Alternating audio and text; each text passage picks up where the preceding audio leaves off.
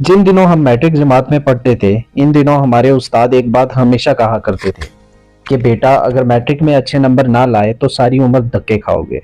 इस खौफ से हमने मैट्रिक में मेहनत की और अच्छे नंबरों से पास हो गए। इसके बाद एफएससी में दाखिला लिया तो एक ऐसे ही उस्ताद से पाला पड़ा जो हमें केमिस्ट्री पढ़ाते थे। इनका पसंदीदा जुमला ये था कि एमएससी केमिस्ट्री करने वाला कभी भी भूखा नहीं मर सकता। यकीन माने कि इस जमाने में ये बात हमें मोटिवेट करने के लिए की जाती थी।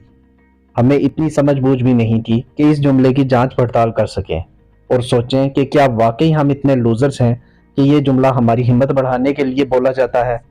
खैर, हाथ पांव मारकर एफएससी भी हमने क्लियर कर ली। उसके बाद ये तहैया किया कि असातिज़ा की बातों में कभी भी नहीं आना।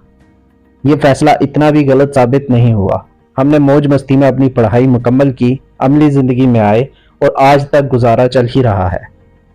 अब मैं ये सोचता हूँ कि लड़कपन में जो बातें हमें बुजुर्गों ने समझाई थी, क्या वाकई इनमें कोई हकीकत है या फकत वो एक किताबी बातें थी।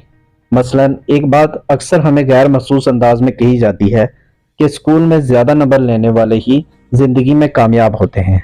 मैं ये तो नहीं कह सकता कि इस बात में कोई सच्चाई नहीं, क्योंकि लायक फायक बच्चे बहरहाल जिंदगी में कहीं ना कहीं खप रहे होते हैं। मगर इसका यह भी मतलब नहीं कि कम नंबर लेने वाले जिंदगी में कुछ कर ही नहीं पाते। आए रोज हमारे वास्ते ऐसे लोगों से पढ़ते हैं जिन्होंने कॉलेज की शक्ल तक नहीं देखी, मगर वो कई कारखानों की कामयाबी से चला रहे होते हैं। एक गलतफहमी हमें यह भी थी कि दुनिया के काबिल तरीन अफराद ही टॉप पर होते हैं और वही इसे चला रहे होते हैं।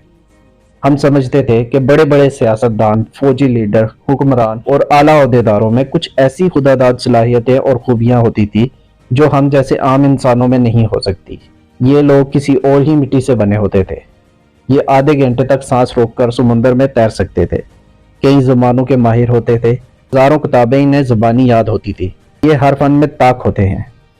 ज़रा बड़े हुए तो पता चला कि असल में ये नाम नेहाद बड़े लोग हमसे भी ज़्यादा नालायक होते हैं, क्योंकि दुनिया को चलाने वाले अगर किसी काबिल होते तो दुनिया का आज ये हाल ना होता। बेशक।